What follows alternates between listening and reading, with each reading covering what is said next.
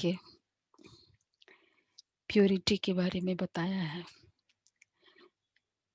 पवित्रता हमारा वैसे हम कहेंगे जन्म सिद्ध अधिकार भी है, और पवित्रता हमारा वर्षा भी है, हमारी मर्यादा भी है।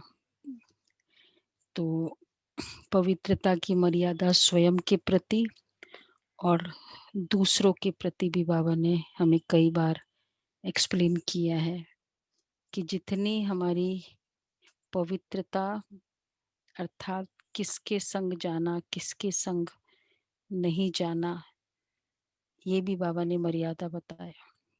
जहाँ पवित्रता आती है वहाँ बहुत मर्यादाएं होती है।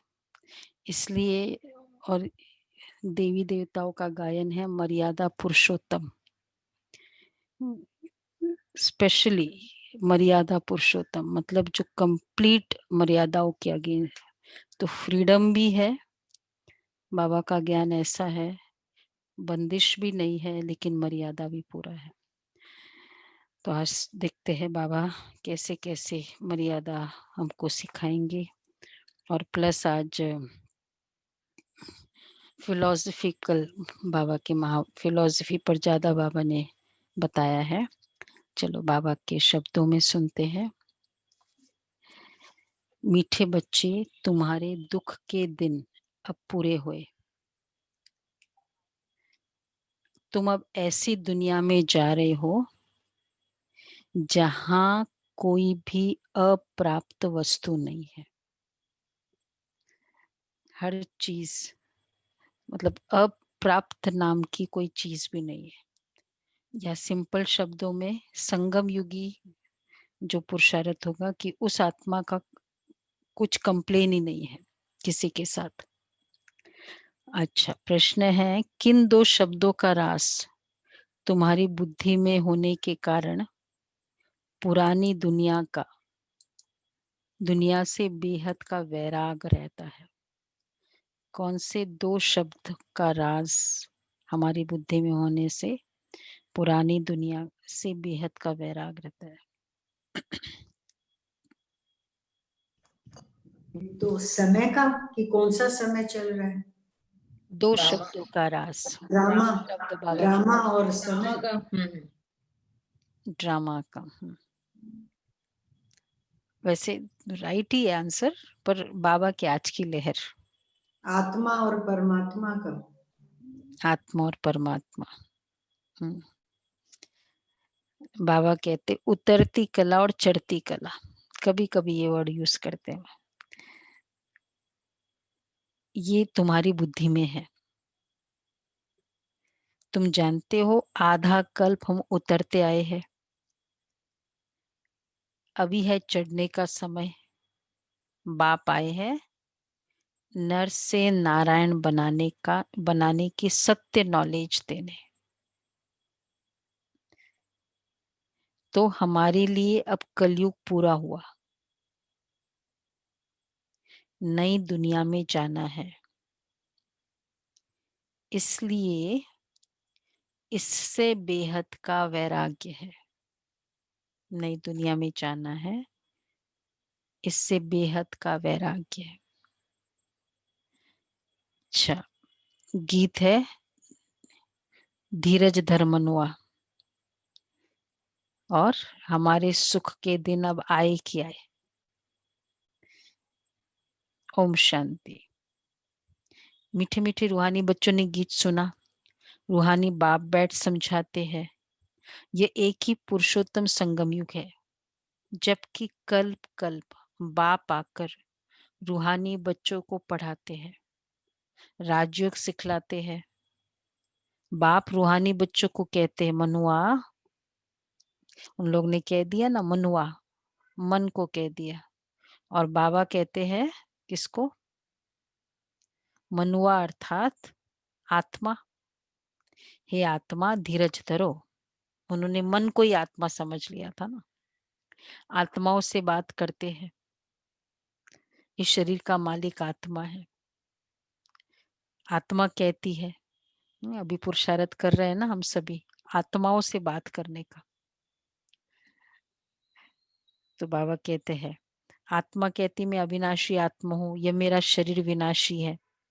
रूहानी बाप कहते हैं, मैं एक ही बार कल्प के संगम पर आकर तुम बच्चों को धीरज देता हूँ कि बच्चे अब तुम्हारे सुख के दिन आते हैं।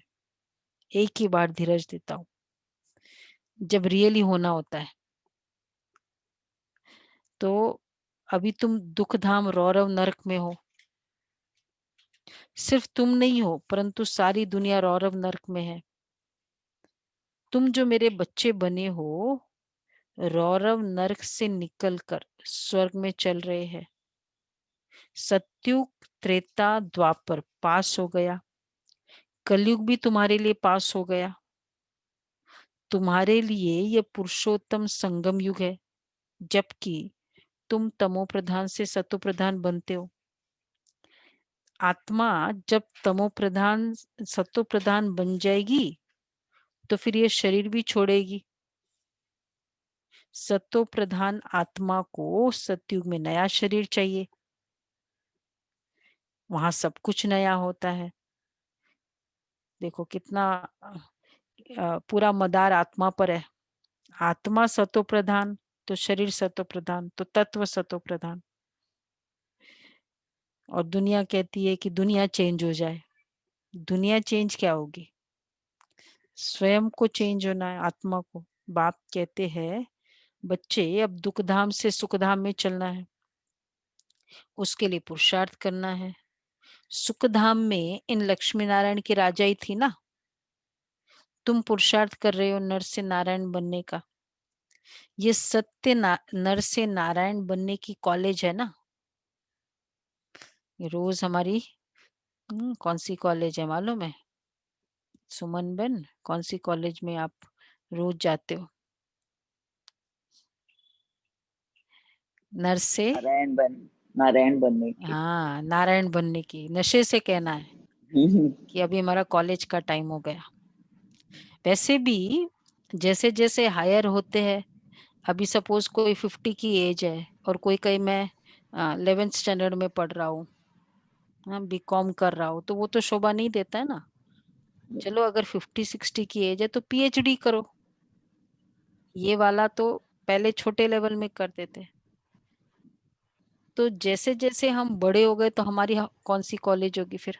हाईएस्ट डिग्री वाली होगी। तो ये एक शान की बात है। कई कहते हैं ना कि भाई हम 60 की एज में पीएचडी लिया, बहुत अच्छा। पीएचडी के लिए 60 की एज ठीक है, अगर वैसे तो जितनी भी जल्दी हो। तो सभी माताएं, सरोज बहन क्या बोलना है? नारायण बनने की कॉलेज, इसमें जा रहे हैं। तो बाबा कहते हैं, यह सत्य नर से नारायण बनने की कॉलेज है। भक्ति मार्ग में हर पूर्णमासी पर कथा सुनते आए हो, परंतु वह है ही भक्ति मार्ग, उसे सत्य मार्ग नहीं कहेंगे। ज्ञान मार्ग है सत्य मार्ग। तुम सीढ़ी उतरते उतरते झूठ खंड में आए हो।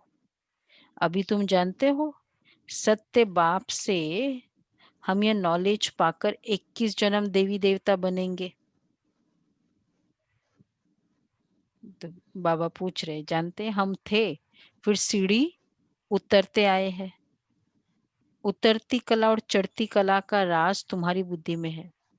पुकारते भी है ना कि हे बाबा, आकर हमको पावन बनाओ। एक बाप ही पावन बनाने वाला है।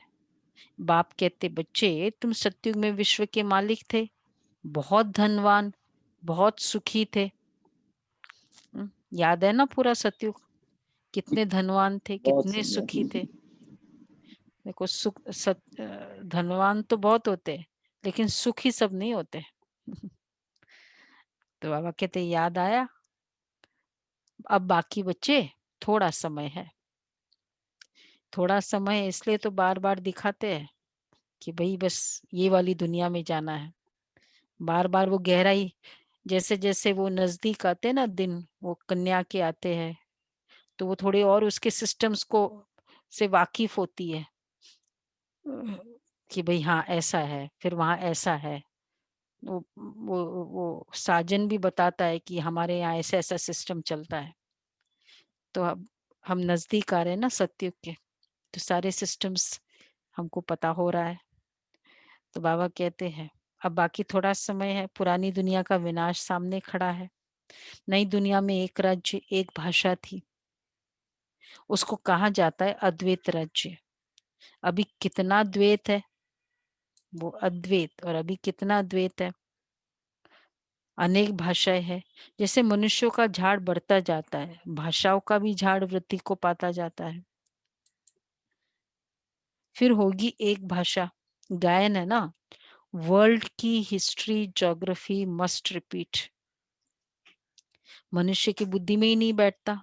बाप ही दुख की पुरानी दुनिया को बदल सुख की नई दुनिया स्थापन करते हैं। लिखा हुआ है प्रजापिता ब्रह्मा द्वारा डीटिज्म की स्थापना। यह राज्यों की पढ़ाई, यह ज्ञान जो गीता में लिखा हुआ है, बाप ने जो सम्मुख सुनाया, वो फिर मनुष्य ने भक्ति मार्ग के लिए बैठ लिखा है, जिससे तुम उतरते आए हो। अभी भगवान तुमको पढ़ाते हैं ऊपर चढ़ने के लिए। वो सब कथाएं बाबा कहते उतरती कला थी, उतरती हो गई ना। उसके माध्यम से एक तो फर्स्ट ऑफ ऑल जो बताने वाले हैं, जो भी कैरेक्टर्स बताया, अगर पहले तो वैसे बताया, फिर शास्त्रों में बताया, फिर उसमें जिस जिसने अपने अपने सोच के अकॉर्डिंग उसको मॉडिफाई किया। तो क्योंकि जैसे जैसे आत्मा, सपोज द्वापर युग में बना, अब द्वापर के एंड में बुद्धि आत्माओं की ओर गिरती गई, तो उस समय जो शास्त्र बनेंगे जिसने भी बनाया, तो वो उस अकॉर्डिंग उस समय के हिसाब से थोड़ा उसको करेगा। अच्छा, कलयुग में बनाने वाला उसको और जो मॉडिफाई करेगा, कलयुगी बुद्धि से करेगा। अच्छा, कलयुग एंड में फिर उनकी सीरियल्स बनाए, तो वो कौन सी बुद्धि होगी फिर तो। तो पूरा सीरियल्स में जो देवी देवताओं को बताया, कैसा बताया, ऐसे एक्चुअली होंगे, क्योंकि वो उस समय की बुद्धि के अकॉर्डिंग किया। तो एक्चुअल जो थे, अगर द्वापर के शुरू में और कलयुग के एंड में जो सीरियल्स भी देख रहे हैं, तो कितना सत्य है। क्योंकि वो तो पूरा कमर्शियलाइजेशन है, उनको तो खाली प्रॉफिट चाहिए। तो वो सीरियल्स के माध्यम से, चलो अच्छा है, वो वाला टेस्ट लोगों का बिजनेस बन रहा है, रिलीजियस टेस्ट।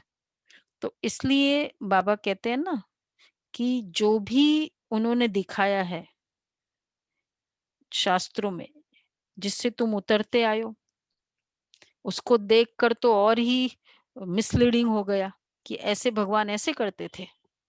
आजकल के वो जनरेशन तो यही समझती है। अभी भगवान तुमको पढ़ाते ऊपर चढ़ने के लिए। भक्ति को कहा जाता है उतरती कला का मार्ग, ज्ञान है चढ़ती कला का मार्ग। ये समझाने में तुम डरो मत। भले ऐसे भी है जो इन बातों को न समझने के कारण विरोध करेंगे, शास्त्रवाद करेंगे, परंतु तुमको कोई से शास्त्रवाद नहीं करना है। बोलो, शास्त्र वेद उपनिषद व गंगा स्नान करना, तीर्थ आदि करना, ये सब भक्ति कांड है। भारत में रावण भी है बरोबर, जिसकी एफिजी जलाते हैं। वैसे तो दुश्मनों के एफिजी जलाते हैं अल्पकाल के लिए। यह इस एक रावण की एफिजी हर वर्ष जलाते हैं। बाप कहते तुम गोल्डन एजेड बुद्धि से आयरन एजेड बुद्धि हो गए हो। तुम कितने सुखी थे, बाप आते ही है सुख धाम की स्थापना करने। फिर बाद में जब भक्ति मार्ग शुरू होता है तो दुखी बनते हो। फिर सुखदाता को याद करते हैं, वह भी नाम मात्र, क्योंकि उनको जानते ही नहीं है।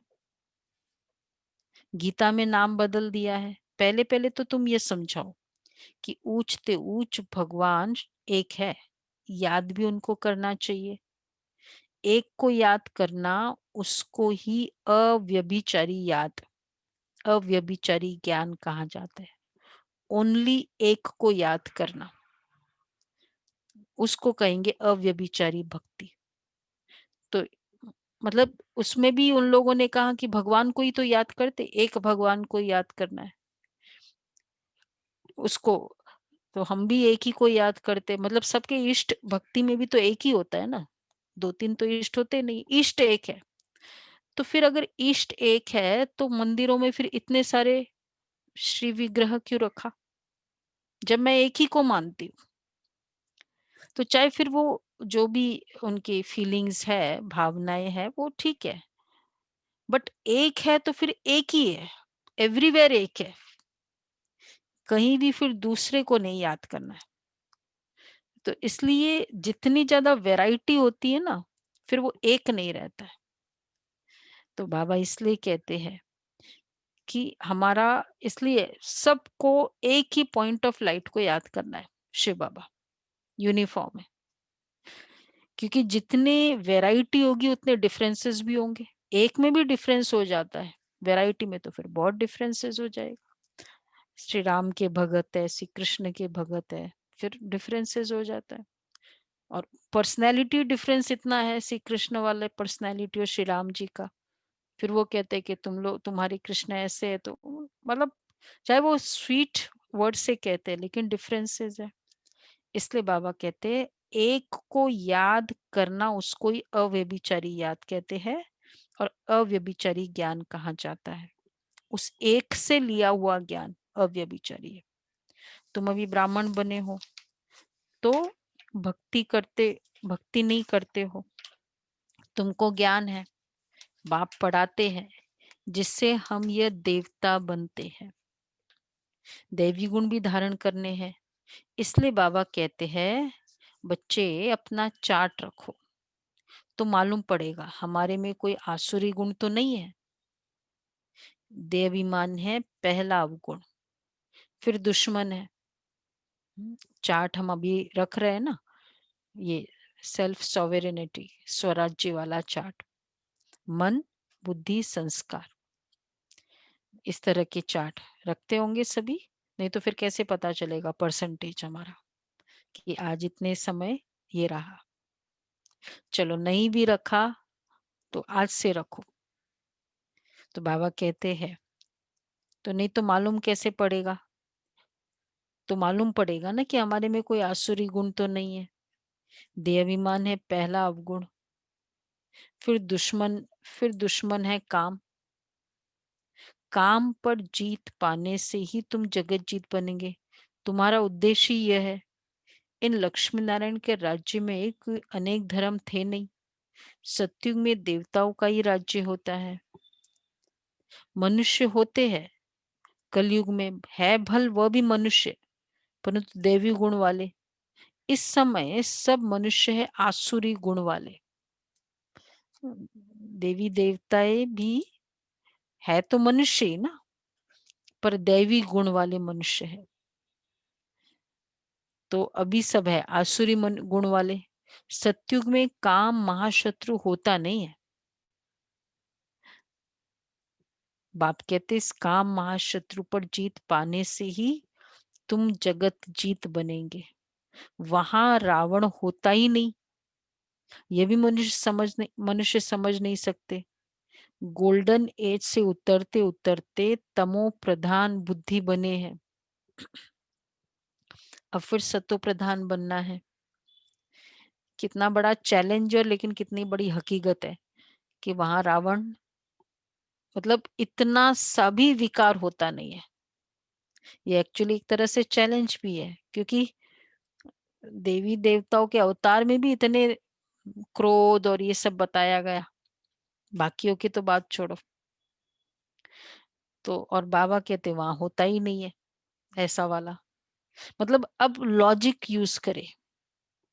देखो नए नए आए हैं ना, सोचो कि कहा देवी देवताएं श्री राम श्री कृष्ण, उनके सामने ऐसे असुर होंगे? लॉजिक यूज करो। चलो बाबा जो भी कहता है ठीक है, और उन लोग भी क्रोध करते, उन लोग भी वायलेंस करते, तो फिर मतलब कोई एक छोटा सा माहौल में कोई क्रोध करता है वो भी एक अनकंफर्टेबल लगता है, कोई राइटली भी करे ना, कोई जैसे वो होता है ना, कोई किसी के लिए लड़ता है, स्ट्रीट में स्कर्मिश हो जाती है, quarrel हो जाता है, झगड़ा हो जाता है, और किसी कोई राइट है उसको भी सपोर्ट करके मारे, तो देखने वाले को क्या अच्छा लगता है? कि चाहे वो राइट के लिए सपोर्ट कर रहा है लेकिन वायलेंस हो रहा है, खून की नदियां बह रही है, तो वो अच्छा लगेगा? देवी देवताओं के सामने रावण कैसे आ सकता है? तो वो तो वायलेंस हो गया वहां। तो बाबा कहते वो आसुरी राज्य वहां है ही नहीं, इतना सा भी नहीं है। तो देह अभिमान है पहला अवगुण, फिर दुश्मन है काम, काम पर जीत पाने से ही तुम जगत जीत बनेंगे। तुम्हारा उद्देश्य यह है। इन लक्ष्मी नारायण के राज्य में कोई अनेक धर्म थे नहीं, सतयुग में देवताओं का ही राज्य होता है, मनुष्य होते कलयुग में है भल वह भी मनुष्य, परंतु दैवी गुणों वाले। वहां तो रावण होता ही भी नहीं, यह भी मनुष्य समझ नहीं सकते। गोल्डन एज से उतरते उतरते तमो प्रधान बुद्धि बने हैं। उसके लिए एक ही दवाई मिलती है, तमो सतो प्रधान बनना है, उसके लिए एक ही दवाई है। बाप कहते अपने को आत्मा समझ बाप को याद करो, तो जन्म जन्मांतर के पाप भस्म हो जाएंगे। तुम बैठे हो पापों को भस्म करने, तो फिर आगे पाप नहीं करना चाहिए ना। नहीं तो अभी भी अगर पाप किया तो वो 100 गुना बन जाएगा। विकार में गए तो 100 गुना दंड पड़ जाएगा, 100 टाइम्स। समझ के किया ना, फिर वह मुश्किल चढ़ सकते हैं। 100 गुना बढ़ जाएगा तो अर्थ क्या है? चलो एक गलती की, बाबा कहते हैं उसका 100 गुना 100 टाइम्स मिलता है। क्या कहेंगे उसको? 100 टाइम्स कैसे मिलता है?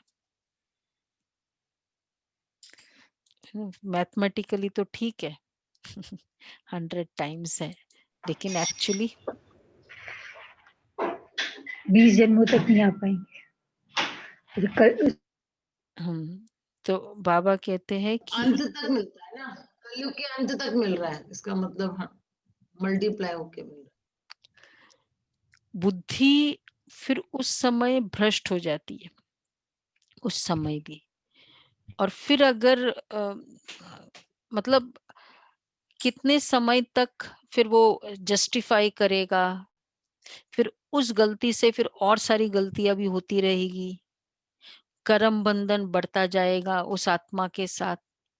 तो एक गलती नहीं होती है, लेकिन इतनी सारी गलतियों होती जाती है, फिर 100 गुना दंड पड़ जाएगा, उसका 100 टाइम्स उसका इफेक्ट होता है।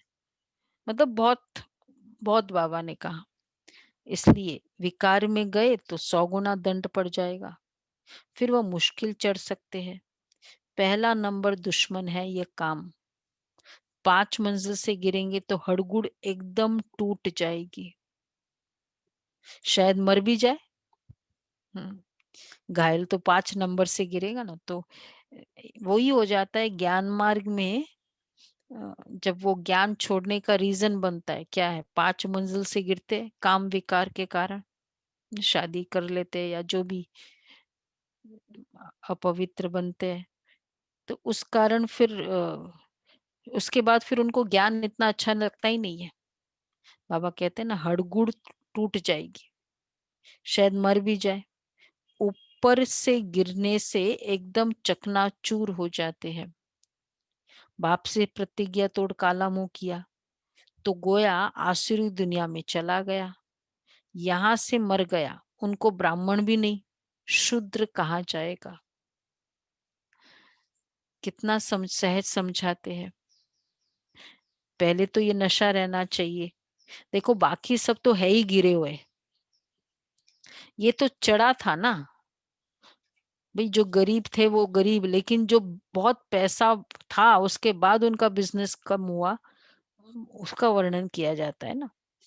तो पूरी दुनिया तो वैसी ही गिरी हुई, इसलिए जहाँ काम विकार है तो क्रोध भी बहुत है, तो लोभ भी बहुत है, मतलब वो तो है ही नीचे। और ये आत्मा चढ़ी थी, इसलिए बाबा कह रहे हैं तो उनको ब्राह्मण भी नहीं शूद्र कहा जाएगा। बाप कितना सहज समझाते हैं। पहले तो ये नशा रहना चाहिए। अगर समझो, एक्चुअली बाबा जो कहते हैं ना, पत्थर बुद्धि बन जाते हैं कि हड़गुड़ टूट जाना। मतलब ज्ञान मतलब क्या है, सेंसिबिलिटी हमारी इंक्रीज करता है, हम बहुत सेंसिबल बन जाते हैं। महसूसता की शक्ति, सभी रिवीजन कर रहे होंगे ना, इजीली आ जाती है हर बात में। नहीं, ये गलती मैंने की, इतना सा मैंने जोर से बोला, इमीडिएट रियलाइजेशन आ जाना, इसी को कहेंगे शक्ति महसूसता की। तो हमारी सेंसिबिलिटी जो थी वो पूरी खत्म हो जाती है। Power of acceptance actually. तो बाबा कहते हैं पहले तो ये नशा रहना चाहिए। बाप कितना सहज समझाते हैं। अगर समझो कृष्ण भगवान आज भी हो, वो भी तो जरूर पढ़ा करके आप समान बनाएंगे ना, परंतु कृष्ण तो भगवान हो न सके। देखो ये भी बहुत अच्छी बात मुझे लगी बाबा की। कृष्ण ने गीता सुनाई, Gita is a school, Gita is a training. तो फिर जब ट्रेन किया तो कितनों को बनाया तो होगा ना। अगर सुनाया, भगवान ने महावाक्य सुनाए, वो तो चलो भगवान के स्वरूप में बताते हैं, तो फिर तो बहुतों की चेंज आई होगी। जो जो सुने उधर, सिर्फ पांडवों की चेंज आई होगी। फर्स्ट ऑफ ऑल पांडवों की तो पूरी चेंज आ जाए। श्री कृष्ण भगवान वाच है तो, लेकिन ऐसा तो कुछ बताते नहीं है। फिर हाईएस्ट नॉलेज है वो कैसे, जब प्रूफ नहीं है उसका, तो फिर हाईएस्ट नॉलेज कैसे है? केवल आत्मा का ज्ञान, वो तो फिर ब्रह्म सूत्र है। बहुत सारे ऐसे ब्रह्म ज्ञान के शास्त्र है, वो भी हाईएस्ट मानते हैं अपने आप को कि बहुत हाईएस्ट है इसमें। तो जब हाईएस्ट है तो वैसा प्रूफ भी तो चाहिए सामने। जैसे मैं कहूं कि मेरा कपड़ा बहुत अच्छा है, बहुत अच्छा है, ये बहुत अच्छा है, प्रूफ बताओ उस कपड़े का। बेच रहे हैं हम, प्रूफ बताओ। और इतना ऐसा प्रूफ हो ना कि सामने जिसने पहना हो उसका वो फायदा दिखाए कि देखो उसने ऐसा किया, उसको देखो ये इतने समय से चल रहा है, वॉट एवर क्वालिटी बोस्ट करते हैं। तो इसलिए कृष्ण भगवान वाच, वो भी तो जरूर पढ़ा करके आप समान बनाएंगे ना। परंतु कृष्ण तो भगवान हो न सके, वो तो पुनर्जन्म में आते हैं। बाप कहते मैं ही पुनर्जन्म रहित हूँ। राधे कृष्ण लक्ष्मी नारायण आत्मा विष्णु एक ही बात है। विष्णु के दो रूप। और एक्चुअली ये जो गीता को हाईएस्ट भी क्यों माना जाता है, किस कारण वो है, भगवान वाच है उसके लिए, तो वैसे जैसे अभी बताया कि प्रूफ तो है नहीं, केवल उनके मुख से निकली इसलिए भी नहीं है, क्योंकि गीता में कंप्लीट नॉलेज है। कर्म योग, भक्ति योग, ज्ञान योग, तो मतलब टोटल सॉल्यूशंस है सारे जीवन के। तो जिसको सन्यास लेना है तो वो उसके लिए भी गीता एक एग्जाम्पल है। भक्ति जिसको करनी है उसके लिए भी गीता एग्जाम्पल है। कर्म जिसको करना है, कर्म योग का तो बहुत बड़ा शास्त्र है उसके लिए, इसलिए वो गीता हाईएस्ट शास्त्र है। बाकियों में केवल क्या है, वो स्पेशलाइजेशन है, भक्ति की या वेदांत की स्पेशलाइजेशन। तो कंप्लीट नॉलेज है। अब कंप्लीट नॉलेज, चाहे वो कर्म योग हो या, तो उसका प्रूफ क्या है? इसलिए बाबा का ज्ञान क्यों कंप्लीट है। चाहे सेंटर पे रहने वाली बहनें, उसके लिए भी उतना ही एप्लीकेबल है, चाहे घर में रहने वाले उसके लिए भी उतना ही एप्लीकेबल है, हर सेगमेंट ऑफ सोसाइटी के लिए ना। तो बाबा कहते हैं विष्णु के दो रूप लक्ष्मी नारायण है, और लक्ष्मी नारायण का ही बचपन है राधे कृष्ण। ब्रह्मा का भी राज समझाया है, ब्रह्मा सरस्वती सो लक्ष्मी नारायण। अब ट्रांसफर होते हैं, पिछाड़ी का नाम इनका ब्रह्मा रखा है। बाकी ये ब्रह्मा तो देखो आयरन एज में खड़ा है, यही फिर तपस्या कर कृष्ण व श्री नारायण बनते हैं। चार भुजा विष्णु कहने से दोनों, उसमें दोनों आ जाते हैं। ब्रह्मा की बेटी सरस्वती, ये बातें कोई समझ न सके। अब ब्रह्मा की बेटी सरस्वती को क्यों कहा गया, ये भी नहीं क्लियर है। चार भुजा ब्रह्मा को भी देते हैं, चौमुखी और भुजा भी दिया है ना चार ब्रह्मा को, जैसे विष्णु जी को दिया है, ब्रह्मा जी को भी चार भुजा बताते, सॉरी। तो क्यों चार भुजा का निशानी है, चार भुजा निशानी किसकी है? ब्रह्मा सरस्वती की,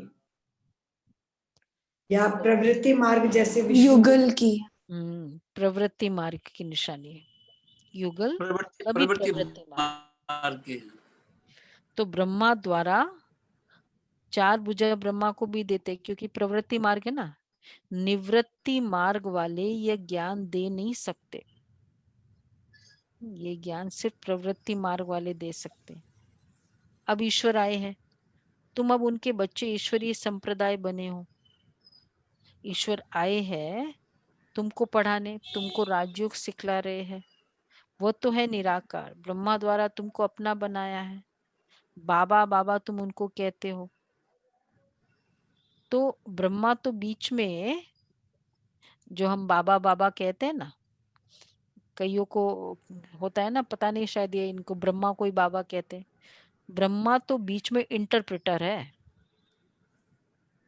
भाग्यशाली रहते हैं, इस द्वारा बाबा तुमको पढ़ाते हैं।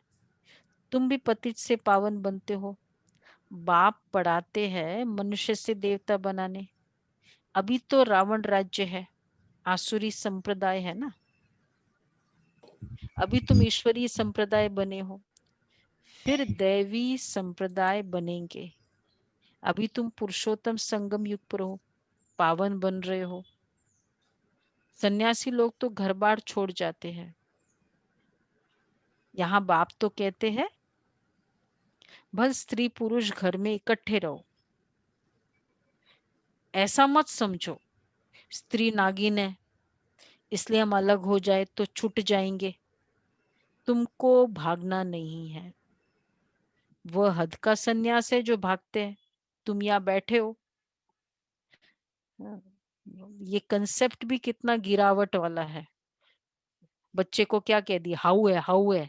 अब हाउ जैसी कोई चीज होती नहीं है पर वो डराने के लिए कह दिया, वो सेफ रहा। तो सन्यासियों ने कह दिया कि ये ऐसी है, स्त्री के लिए बहुत सारे वर्ड्स यूज किए। मतलब मेरा मन खराब है ये नहीं ये खराब है, ये ऐसी है। और फिर कह दिया माता गुरु है, माता प्रथम गुरु है। वो कौन सा है ना श्लोक, जहाँ एक यत्र नार्यस्तु पूज्यन्ते रमन्ते तत्र रमन्ते देवताः। तत्र देवता, तो जहाँ नारियों की सत्कार सम्मान होता है वह देवता। तो मतलब ये कंट्रोवर्शियल बातें हो गई ना फिर। तो बाबा इसलिए कहते हैं, और हम क्या समझते, ये आत्मा है, तो इसलिए हम अलग हो जाए तो छूट जाएंगे। तुमको बच्चे भागना नहीं है, वह हद का संन्यास जो भागते हैं। तुम यहाँ बैठे हो परंतु तुमको इस विकारी दुनिया से वैराग्य है। ये सब बातें तुम्हें अच्छी रीति धारण करनी है, नोट करना है और परहेज भी रखनी है। अब देखो बाबा के घर में पूरा प्रवृत्ति मार्ग है ना, सेंटर्स होते हैं, विशेषकर बड़े बड़े सेंटर्स होते हैं, उसमें भाई भी रहते बहनें भी रहते। मधुबन है, बहनें भी है भाई भी है। तो ये थोड़ी है कि ये नागिन है और ये वो ऐसी है ऐसे है। तो बाबा कहते हैं कितना, बाबा हमको दुनिया में रहना सिखलाते हैं। स्त्री को नरक का द्वार बोला गया ना दीदी, और भी कई चीजें बहुत बोली सारी गई। स्त्री के लिए। तो बाबा कहते हैं अच्छी भी बातें बहुत बोली है और फिर नेगेटिव भी बातें बहुत बोली है।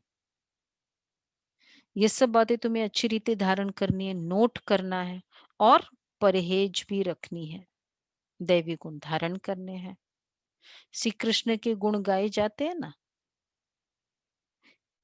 तो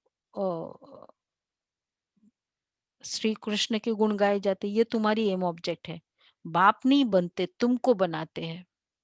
फिर आधा कल्प के बाद तुम नीचे उतरते जाते हो, तमो प्रधान बनते हो। मैं नहीं बनता हूं, यह बनते हैं। आज ब्रह्म बाबा ने कई जगह ब्रह्मा के बारे में कहा है। अभी अभी इस पैराग्राफ में 3 बार कहा। पहला, चलो जी फास्ट, तो इंटरप्रिटर है, इंटरप्रेटर। सेकंड, ब्रह्मा के 4 हाथ, प्रवृत्ति मार्ग का सूचक, वो बताया। भाग्यशाली रथ है ब्रह्मा। नहीं अभी जो मुरली में बोला 4 हाथ, ब्रह्मा ही कृष्ण बनते हैं, इसका आगे बोलते हैं बाबा। मैं नहीं बनता, मैं नहीं बनता। तो मैं नहीं बनता हूँ, यह बनते हैं। 84 जन्म भी इसने लिए हैं। इनको अभी सतो प्रधान बनना है, ये पुरुषार्थी है। नई दुनिया को सतो प्रधान कहेंगे। हर एक चीज पहले सतो प्रधान फिर सतो रजो तमो में आती है। छोटे बच्चे को भी महात्मा कहा जाता है क्योंकि उनमें विकार होते ही नहीं, इसलिए उनको फूल कहा जाता है। सन्यासियों से छोटे बच्चे को उत्तम कहेंगे, सन्यासी से। क्यों? सन्यासी तो फिर भी लाइफ पास कराते हैं, 5 विकारों का अनुभव है। बच्चों को तो पता ही नहीं रहता, इसलिए बच्चों को देख खुशी होती है।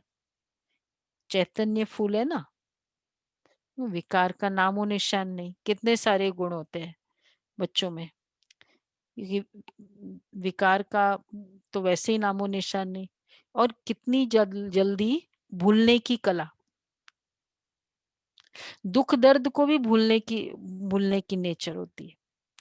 एक होता है वैसे तो किसी ने कुछ कोई कहा वो तो मेमोरी में रहता भी नहीं है, लेकिन अगर किसी कोई चीज हर्ट हो गई, वो रोने लगा, उसको कहीं डाइवर्ट कर दो, बस फिर वहां हंसने लग जाता है, फिर भूल जाता है मैं दर्द में।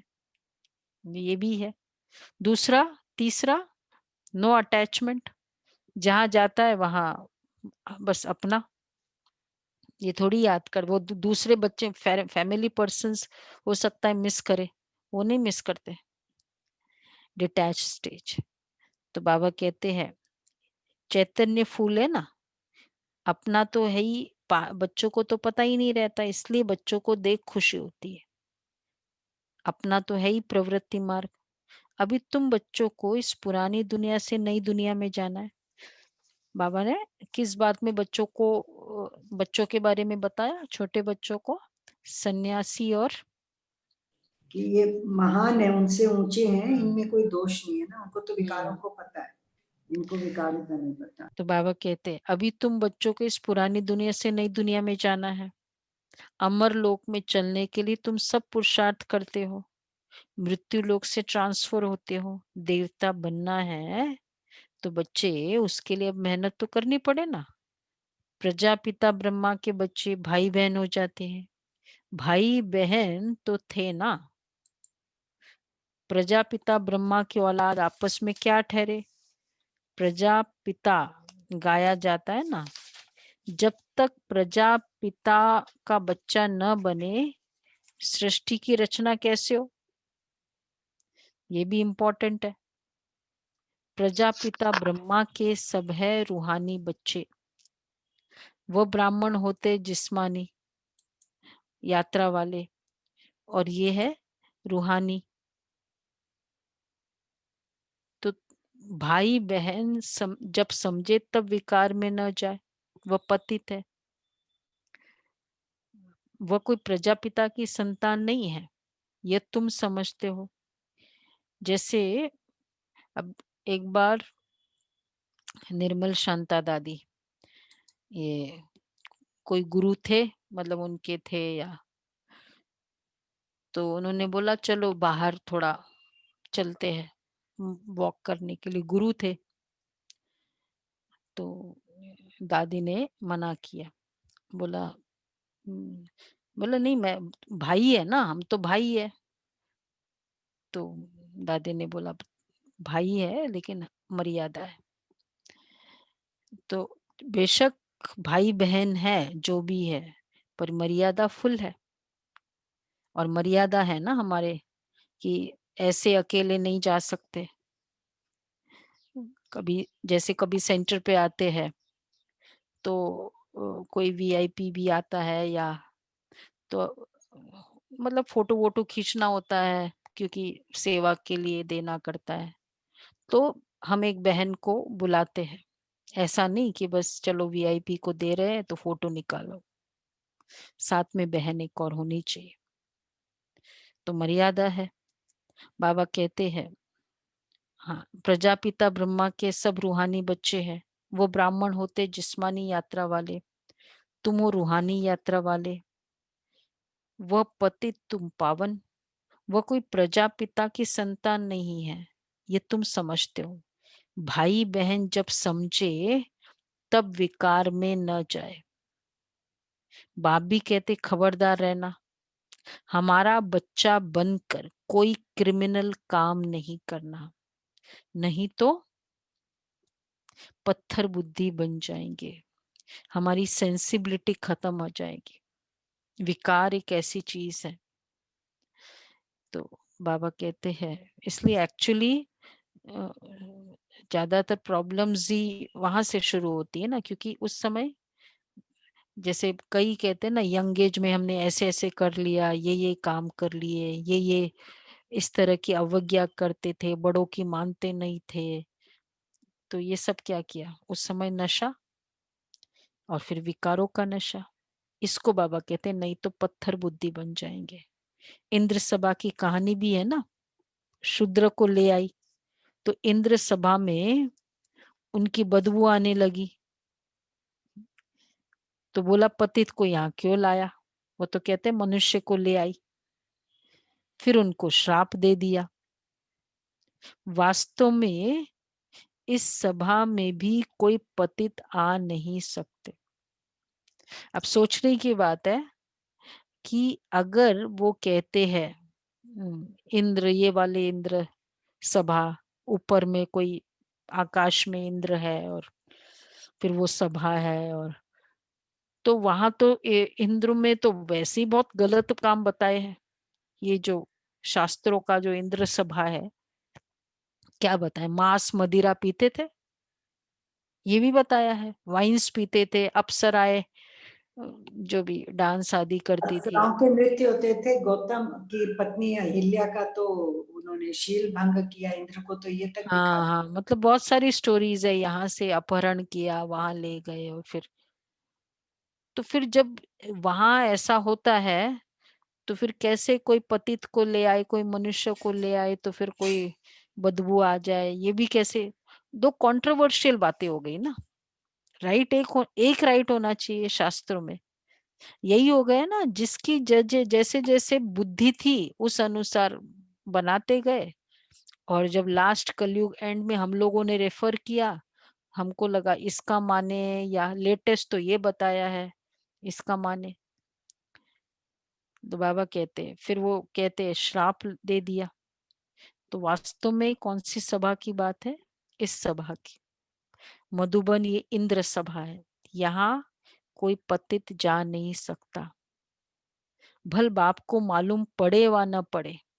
देखो, कोई कहते हैं बाबा को क्या पता चलता है, ये तो अपना ही नुकसान करते हैं, और ही 100 गुना दंड पड़ जाता है। ये सारे रिकॉर्डिंग्स है हमारी, फुल सीसीटीवीज है everywhere,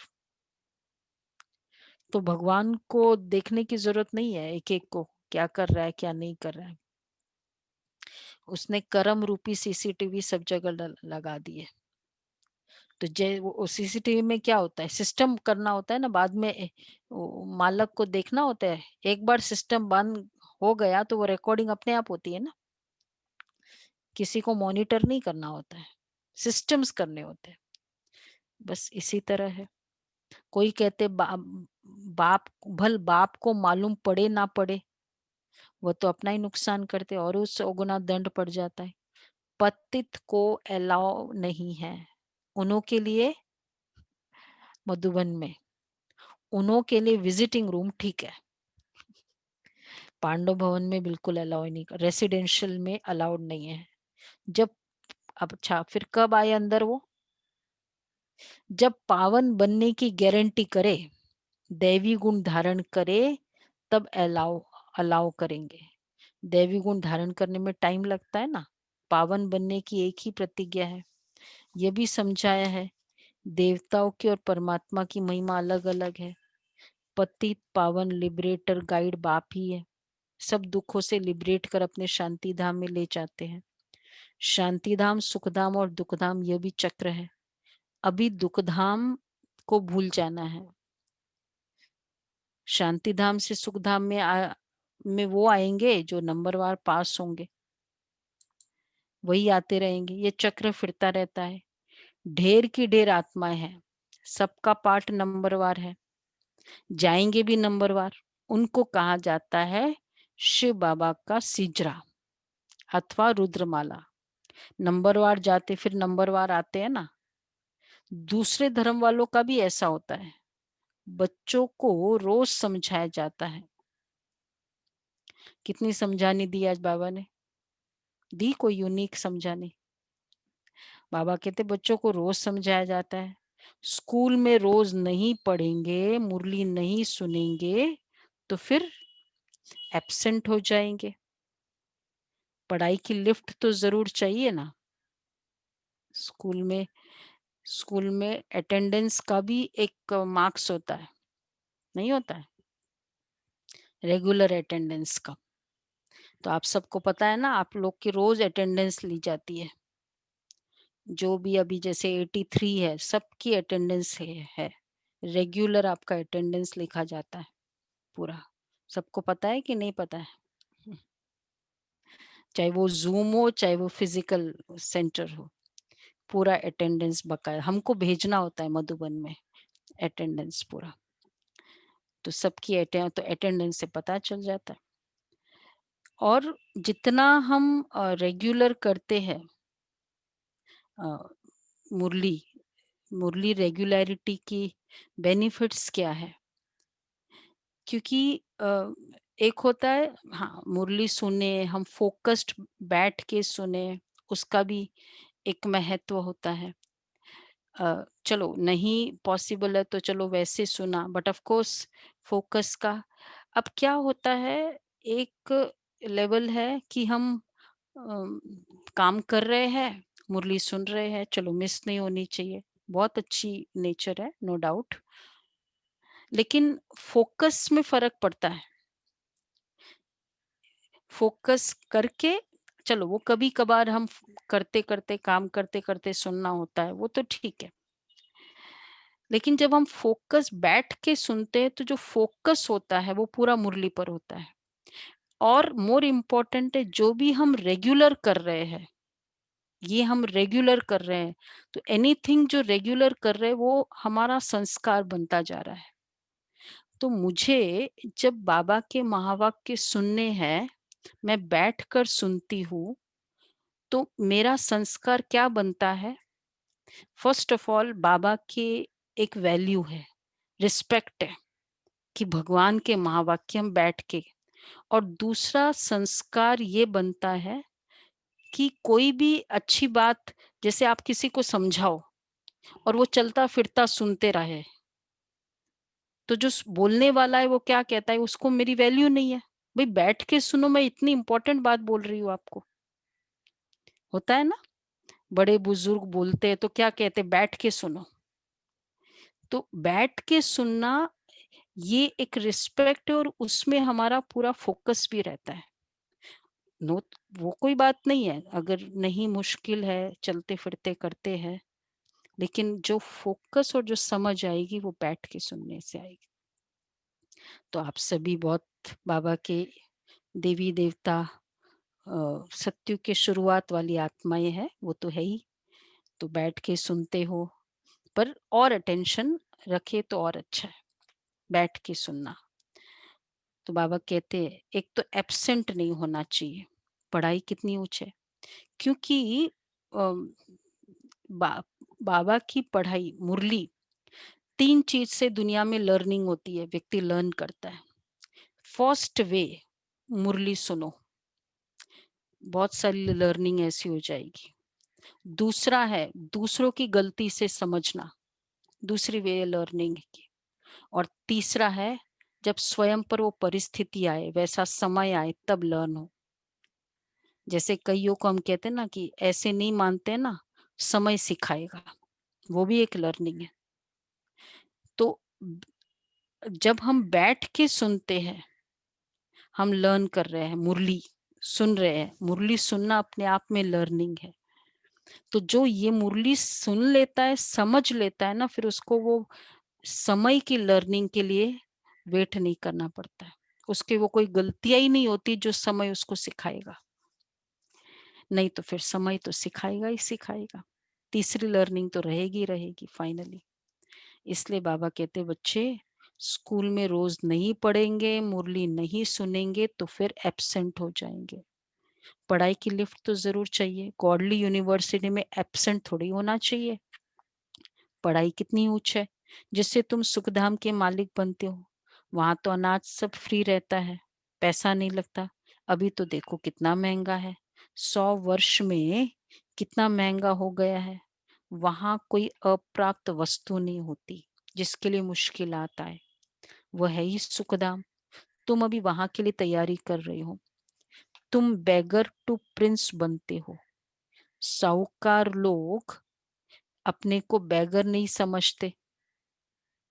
beggar to Prince, बेगरली attitude है ना।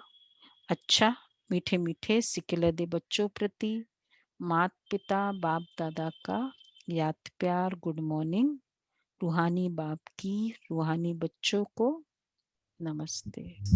हम रूहानी बच्चों हम रूहानी बच्चों की रूहानी बाप दादा को याद प्यार नमस्ते गुड मॉर्निंग। नमस्ते good morning. Thank you Baba, thank you दीदी। धारणा के लिए सार है, बाप से जो संपूर्ण पावन बनने की प्रतिज्ञा की है,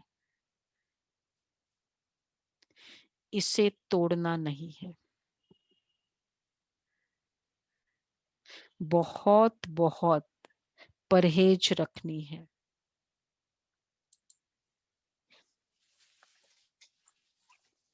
बहुत बहुत परहेज रखनी है। अपना चार्ट देखना है। हमारे में कोई अवगुण तो नहीं है। गॉडली यूनिवर्सिटी में दूसरा है, गॉडली यूनिवर्सिटी में कभी भी एब्सेंट नहीं होना है।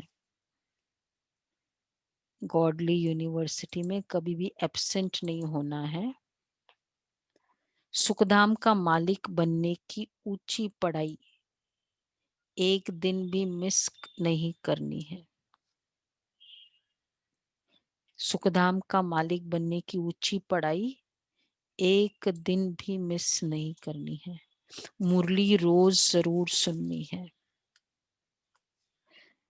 वरदान है, मनसा वाचा और कर्मणा की पवित्रता में संपूर्ण मार्क्स लेने वाले नंबर 1 आज्ञाकारी भव। मनसा वाचा और कर्मणा की पवित्रता में संपूर्ण मार्क्स लेने वाले नंबर 1 आज्ञाकारी भव। मनसा पवित्रता अर्थात संकल्प में भी अपवित्रता के संस्कार इमर्ज न हो। सदा आत्मिक स्वरूप अर्थात भाई भाई की श्रेष्ठ स्मृति रहे। वाचा में सदा सत्यता और मधुरता हो और कर्मणा में सदा नम्रता, संतुष्टता और हर्षित मुक्ता हो। इसी आधार पर नंबर मिलते हैं। ऐसे संपूर्ण पवित्र आज्ञाकारी बच्चों का बाप भी गुणगान करते हैं। वही अपने हर कर्म से बाप के कर्तव्य को सिद्ध करने वाले समीप रतन है। तो मनसा वाचा कर्मणा तीनों में संपूर्ण मार्क्स। तो उसके लिए पहला है आत्मिक स्वरूप का अभ्यास, भाई भाई की दृष्टि। भाई भाई अर्थात मेरापन की दृष्टि हो। दूसरा वाचा में सत्यता और मधुरता, ये बहुत इंपॉर्टेंट कॉम्बिनेशन है। कई कहते सत्य है पर कड़वा नहीं, मधुरता। और कर्मणा में नम्रता, संतुष्टता। तो दृष्टि, शब्द, बोल और कर्म, तो ये है 3 नंबर मार्क्स लेने के। तो संपूर्ण पवित्रता में ये तीनों आते हैं। फर्स्ट स्टार्टिंग पॉइंट है दृष्टि, बोल, फिर कर्म। तो संतुष्टता और हर्षित मुक्ता। दीदी सत्यता के साथ जब स्ट्रिक्ट हम पे भी स्ट्रिक्टनेस आती है, वो हमें ध्यान रखना होगा। खुद का वो एनालिसिस है, खुद को पता है कि डिस्टरबेंस होके वो शब्द आ रहे हैं या स्ट्रिक्ट वाले शब्द आ रहे हैं। तो ये तीनों चाहिए। कर्मणा में नम्रता, संतुष्टता और हर्षित मुक्ता। तो पवित्रता केवल भाई भाई की दृष्टि भी फर्स्ट लेवल है, सेकंड लेवल बोल में भी, और थर्ड लेवल कर्मों में। वही अपने हर कर्म से बाप के कर्तव्य को सिद्ध करने वाली समीप रतन है। अच्छा स्लोगन है, संबंध, संपर्क और स्थिति में लाइट बनो। बहुत अच्छा स्लोगन है। संबंध, संपर्क और स्थिति में लाइट बनो, दिनचर्या में नहीं। दिनचर्या में लाइट नहीं बनो। चलो जी, ये है